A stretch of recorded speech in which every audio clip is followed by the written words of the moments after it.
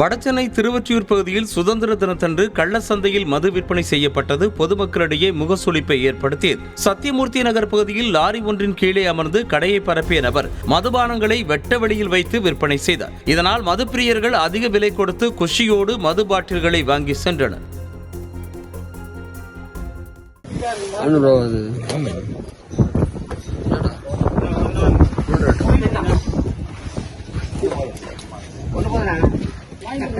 என்ன பண்ணலாம்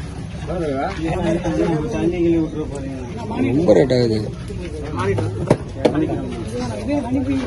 என்னதான் வேணும் அது 300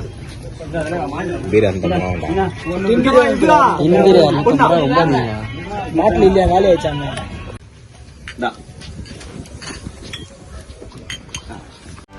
செய்திகளை உடனுக்குடனும் துல்லியமாகவும் தெரிந்து கொள்ள சப்ஸ்கிரைப் பண்ணுங்க.